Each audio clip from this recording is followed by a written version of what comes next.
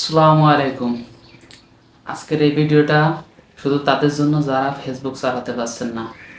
আপনারা অনেকেই জানেন যে প্রায় এক সপ্তাহ ইন্টারনেট সেবা বন্ধ থাকার পরে ওয়াইফাই লাইনটা ছেড়ে দিয়েছে, কিন্তু এখনও মোবাইল ইন্টারনেটটা আমরা এখনও পাইনি।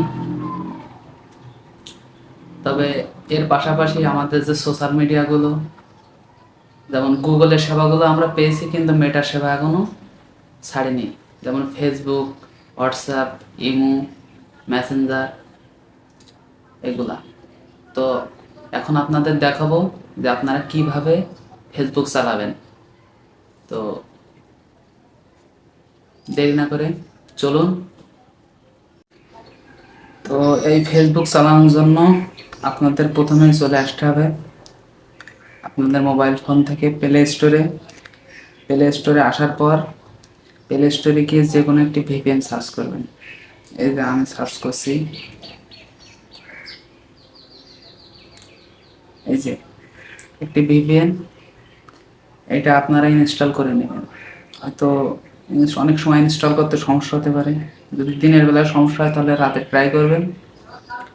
আচ্ছা, এরপর এইটি নামিয়ে তারপরে এই যে অন করে ফেসবুক কানেক্ট করার চেষ্টা করবেন। কিন্তু এইখানে একটা সমস্যা আছে, যেহেতু ফেসবুক বন্ধ করে দেওয়া হয়েছে। তো আপনি যদি ভিপিএন অন করে ফেসবুক অনগুলো কানেক্ট করতে চান, তাহলে ফেসবুক থেকে মেসেজ আসতে পারে যে ফেসবুকের এই সেবাগুলো আর কি, যে আপনার মেসেজ আসতে পারে যে ফেসবুক কোম্পানি থেকে যে আপনার ফেসবুকটা হয়তো অন্য কেউ ইউজ করছে, এমন মেসেজ আসতে পারে। কারণ ফেসবুক আপনি যদি ভিপিএন অন করে কানেক্ট করতে চান, তাহলে আপনার অন্য একটা কান্ট্রি থেকে কানাডা ফেসবুকটা চালাচ্ছে সেটা দেখাবে, যার কারণে ফেসবুক থেকে মেসেজ আসতে পারে। এটা কোনো সমস্যা না, কিন্তু সমস্যা যে আপনার পরবর্তীতে আপনার এই ফেসবুক পেজটা হয়তো আমাদের সার্ভার থেকে বন্ধ করে দেওয়া হতে পারে। যদি আপনার ফেসবুক পেজটা আপনার কাছে প্রিয় হয়, তো আপনার এখন ফেসবুক চালানোর কোনো প্রয়োজন নেই।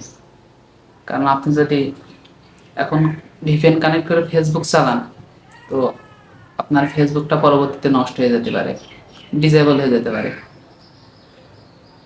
আর ফেসবুকে এখন গিয়ে তেমন লাভও নাই, কারণ কয়জন ভিপিএন কানেক্ট করে ফেসবুক চালাচ্ছে, এবং ফেসবুক আপনার ওই সেই 2G ইন্টারনেটের মতন ঘুরছে। ওইখানে গিয়ে আপনি তেমন কোনো মজাও পাবেন না। তো আপনি চালাইতে পারেন, কিন্তু আপনার ফেসবুক পেজ যদি আপনার কাছে প্রিয় হয়, তাহলে এটা না করাই ভালো, কারণ পরবর্তীতে আপনার ফেসবুক পেজটা নষ্ট হয়ে যেতে পারে।